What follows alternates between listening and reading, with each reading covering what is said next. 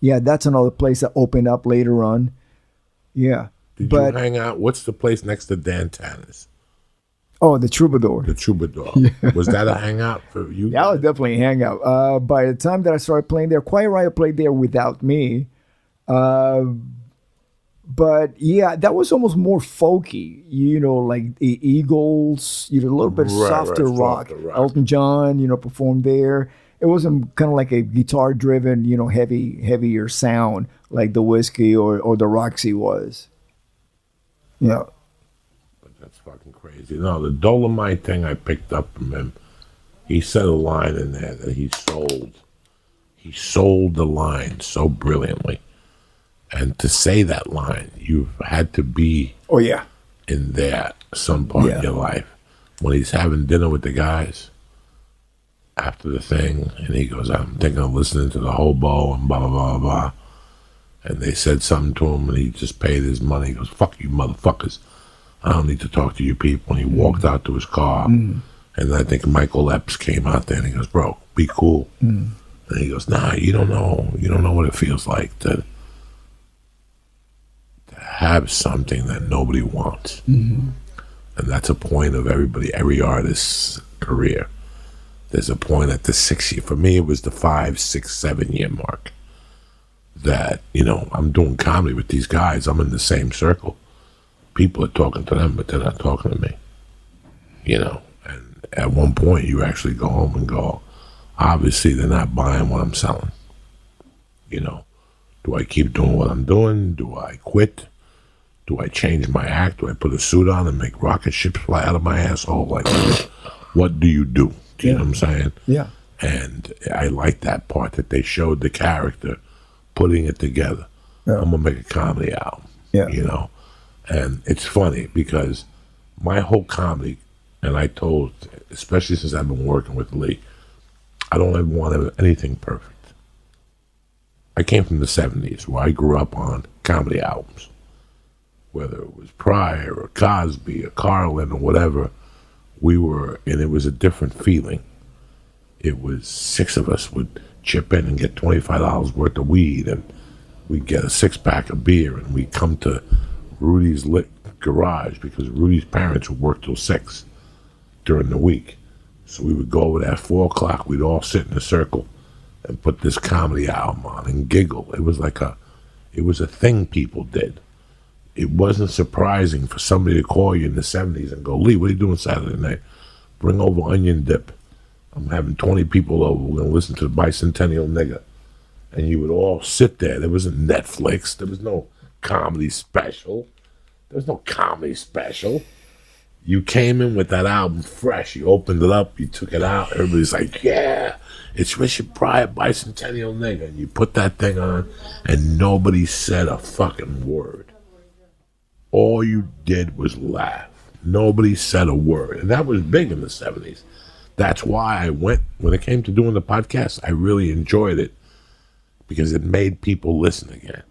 When I used to be in those rooms, nobody said shit.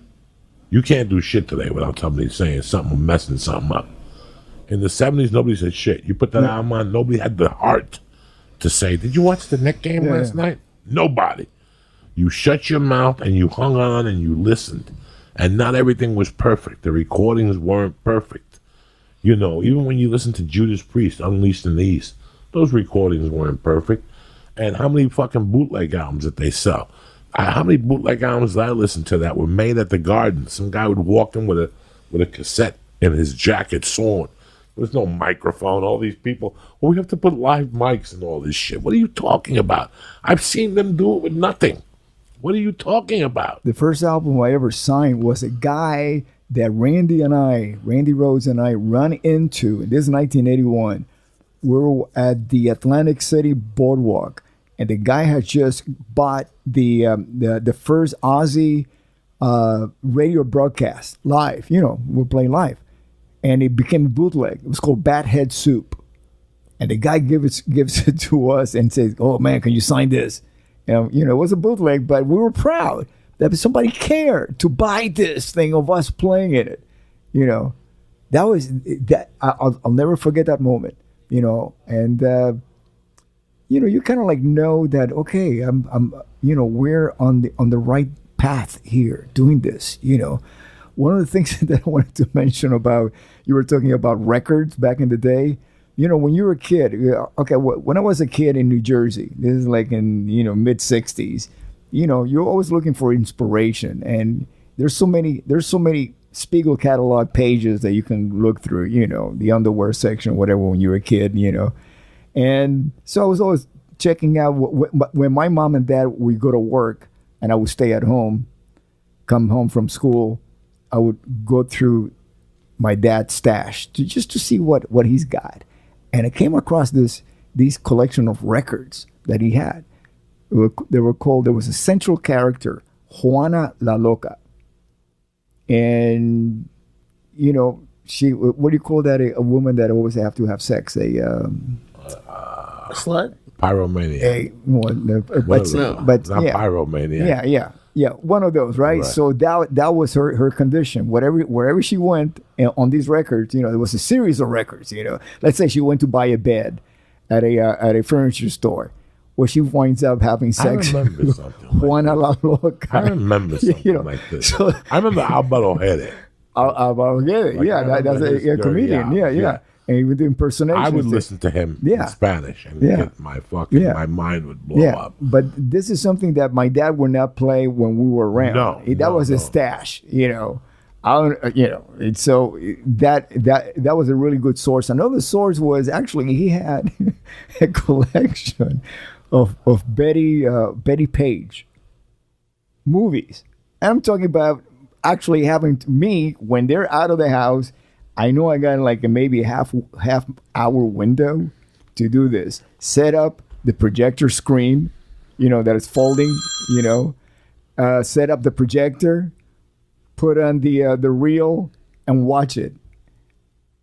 And then put it back, everything exactly the way it was, so it's, as a matter of fact, and now if I hear a projector sound going like that, I get a boner. Flashbacks of Vietnam, I get a Woody. I still remember ordering those movies.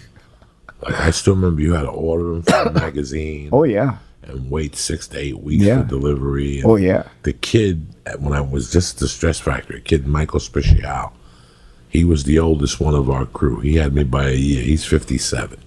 If I'm 56, he's 57. And we were talking about that when he came in the green room. We go, remember when we ordered the pornos and we waited and we put the fucking screen up in my attic and we had to put cover the windows. And you put a blanket on the wall and they weren't like porno from today. It was like just basement, disgusting, mind altering. What's that big thing everybody's got today? TCSD? What? PTSD? Bro. We're going in like fucking Marines, you understand me? Welcome to church, motherfucker.